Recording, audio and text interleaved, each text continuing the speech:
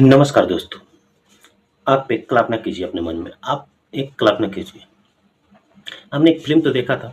ये एक सीन आपको याद दिलाता हूँ, सीन याद कीजिएगा थोड़ा। जीनियस, जीनियस फ़िल्म आपने देखा होगा जिसमें एक छोटे गाँव का लड़का बड़ी यूनिवर्सिटी में जाता है, टॉपर होता है, ऑल इंडिया टॉपर। अब मान के चलिए उस फ़िल्म में जो सीन दिखाया गया उसके हिसाब से एक लड़की है जिसको बिल्कुल ही सेकंड आना पसंद नहीं है। वो टॉप पे ही चाहिए उसको। अपनी ज़िंदगी में हर चीज़ टॉप पे चाहिए, नंबर 1 पे होना चाहिए उसे। जस्ट इमेजिन दोस्तों, क्योंकि वो जो लड़का टॉपर था, वृंदावन से आया है, वो ब्राह्मण भी है।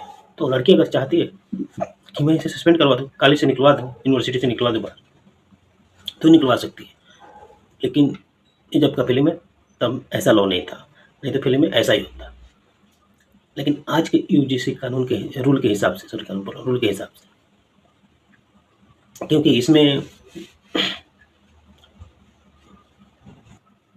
झूठ बोलने पे जवाबदेही नहीं है, तो किसी को भी बोल के उसके खिलाफ भड़का के और 2-4 बार कंप्लेन करके उसको कॉलेज से यूनिवर्सिटी से निकाल सकते थे।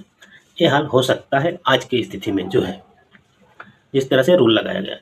जब किसी चीज़ का भी जवाबदेही तय नहीं होती है तो पक्का है कि उसका दुरुपयोग होता है और अच्छे से होता है। जैसे डाउरी हो गया कानून, या फिर एससी एसटी हो गया, जो भी ये सभी, कौन सा ऐसा कानून है जिसका दुरुपयोग नहीं होता है, जिसका जवाबदेही नहीं हो। जैसे कि एक लड़की किसी घर पे इल्ज़ाम लगा देती है कि ये लोग हमारे साथ बदतमीजी करते हैं, घरेलू हिंसा करते हैं, तो उसमें पूछा नहीं जाता है, सबको गिरफ्तार कर लिया जाता था। वैसे ही एससी एसटी एक्ट में है, वो किसी के ऊपर भी इल्ज़ाम लगा देंगे तो तुरंत गिरफ्तारी है, मतलब उसमें कोई सवाल जवाब है ही नहीं, चेक एंड बैलेंस के कोई नियम ही नहीं है। इसका भी दुरुपयोग होता है। जो भी इस तरह से बिना जवाबदेही वाला नियम बनेगा उसका गलत यूज होगा और अच्छे से होगा, धड़ल्ले से होगा। एससी एसटी ओबीसी को सरकार सुरक्षित करना चाहती है, बहुत अच्छी बात है, सुरक्षित करें और सुरक्षित करना भी चाहिए। लेकिन ये क्या है कि मतलब किसी को सुरक्षित करने के लिए किसी को बिल्कुल ही असुरक्षित कर देना, उसके अंदर इतना डर बैठा देना कि वो किसी से बात करने में भी डरे। इस तरह से तो नहीं होना चाहिए। आप रूल बनाइए, अच्छे से उनको सुरक्षा दीजिए, लेकिन इसके हिसाब से तो नहीं होगा ना कि वो जो भी कह देंगे वो सही है।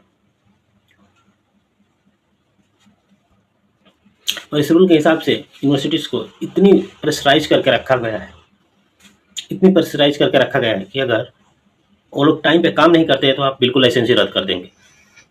तो वो भी सोचेंगे कि भाड़ में जाए दुनियादारी, कोई कुछ भी कहे, हमारा यूनिवर्सिटी बचना चाहिए। और जैसा भी उनके पास कंप्लेन आएगा वैसा कार्रवाई कर देंगे, क्योंकि आपको दिखाना है कि हमने इतने स्वर्णों को कॉलेज से बाहर निकाल दिया। अच्छा, मैं एक बात सोचता हूँ, मुझे एक बात समझ में नहीं आती।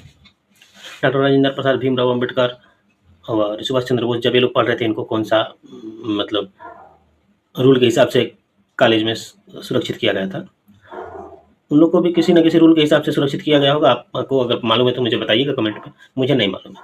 और मुझे तो ये भी नहीं लगता है कि उस वक्त में ऐसा कोई रूल था कि जिससे इन लोगों को सुरक्षित किया गया होगा। तो देखिए, जिसके पास हिम्मत होगा, दम होगा, वो पढ़ के निकल जाएगा। दोस्तों, किसी को सुरक्षा कवच देने के चक्कर में सरकारें किसी को बिल्कुल ही नंगा कर दे रही है, और ये जो भी कर रहे हैं ये बहुत ही गलत है। मतलब आने वाला दिन में हम लोग सोच रहे थे हिंदू जोड़ो आंदोलन चलाएंगे, ये हिंदू तोड़ो आंदोलन चला रहे हैं। हमारी अभी जो बीजेपी की सरकार है वो हिंदू तोड़ो आंदोलन चला रही है।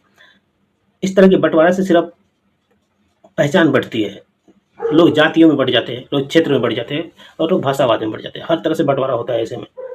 कुछ लोग को क्षेत्रवाद के नाम पे भी कुछ चाहिए, कुछ लोग को भाषावाद के भी नाम पे कुछ चाहिए, और कुछ लोग को जातिवाद के नाम पे भी कुछ चाहिए। सबको सब तरह से सुरक्षित करते रहिए, और देखिए सब के सब बिगड़ जाएंगे। और यही होगा जब विघटन हो जाएगा।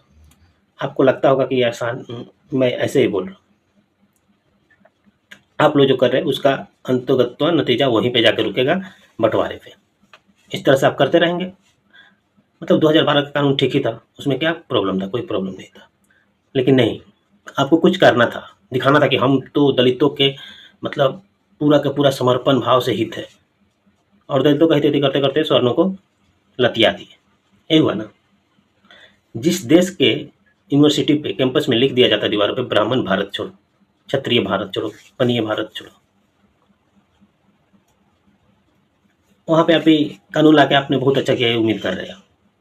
ये आपने कानून नहीं बनाया, एक हथियार बनाया है, दो धारी तलवार, जिधर से भी चाहे कटेंगे। ये लोग मतलब मैं भी ओबीसी हूँ, इसके लिए इन लोग को कह रहा हूँ। तो भाई जिसके अंदर दम नहीं है वो कभी कुछ नहीं कर पाएगा, और ज़्यादा लाड प्यार देने से ना बच्चे खराब हो जाते हैं। आप जो ये आरक्षण हो आरक्षण, ये रूल ला के इन लोग को बिल्कुल सुरक्षित कर रहे हैं ना, ये पूरी तरह से बिगड़ेंगे। आप सोचिए ना, जब डॉक्टर भीमराव अम्बेडकर साहब पढ़ रहे थे, कौन सा आरक्षण था उनको, और कौन सा रूल उनको सुरक्षित कर रहा था? लेकिन वो पढ़ के निकले ना, कि नहीं निकले, रह गए। डॉक्टर राजेंद्र प्रसाद, वो भी तो ओबीसी से ही थे, वो कौन सा बड़े कास्ट के थे, वो भी पढ़ के निकले कि नहीं निकले? हमारे सुभाष चंद्र बोस अंग्रेजों के बीच में पढ़ रहे थे, उनके साथ भी कितना जाति हुआ था, लेकिन वो भी पढ़ के निकले।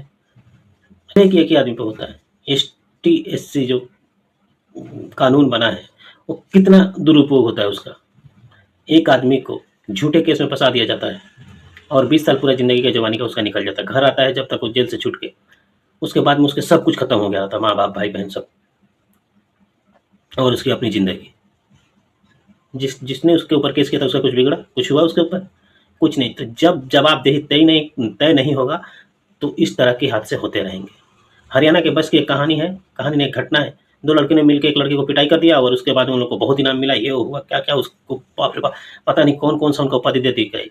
और बाद में पता चला कि लड़के का जिंदगी बर्बाद खराब होने के बाद में कई साल के बाद में तो एक फैसला आता है, उसके बाद में पता चला कि वो लड़के दोनों निर्दोष थे, अब बेवजह लड़कियों ने उनको मारी थी। लड़की की जिंदगी झंड हो गई, कॉलेज से पूरा जहाँ पढ़ा था उसकी ज़िंदगी खराब हो गई। कुछ हुआ? इस कानून ने उनको बचा लिया? नहीं बचाया ना।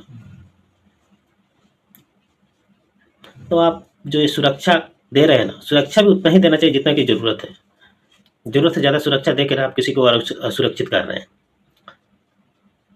यहाँ तो ढोल बजा के कह रहे हैं तिलक तराजू और तलवार इनको मारो, क्या तो क्या, और वहीं पे कोई और बोल देगा ये क्या बोले, मतलब किसी जाति का नाम लेके बोल देगा इनको मारो जुत्ते चार, तो फिर बोलने लगो कि ये बड़े जात वाले छोटे जात वाले को बोल रहे हैं। लेकिन छोटे जात वाले कितने बड़े जात वाले को बोल रहे हैं आपको कुछ फर्क नहीं। सर ही नहीं रहेगा तो जाति का क्या करोगे, और धर्म ही नहीं बचेगा तो जाति का क्या करोगे?